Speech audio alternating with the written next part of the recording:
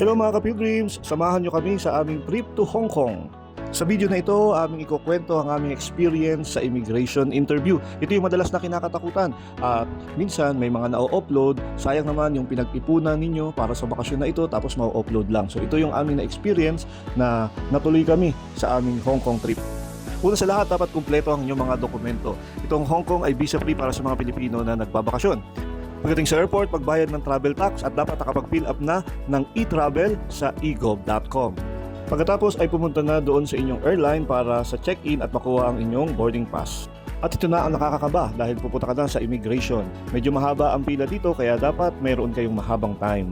Pagdating sa immigration, lahat ng mga mukha nila ay mga nakasimangot kaya ngitian mo sila at sabihin mong good morning, iabot ang iyong passport at ang boarding pass.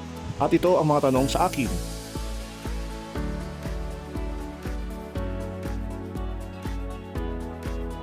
At kapag nakarinig ka na tinatakan na yung passport, dito ka na makakaramdam na parang kang nabunutan ng tinik sa dibdib. At sabi nga ng iba, pwede ka nang mag-post. At pagkatapos ng immigration, ay pwede mo nang hanapin kung saan kang gate papasok. At kung may time pa at ikaw ay may access sa airport lounge, pwede kang magstay doon habang nag-aantay. At ito na nga ang start ng aming bakasyon sa Hong Kong. Welcome to Hong Kong.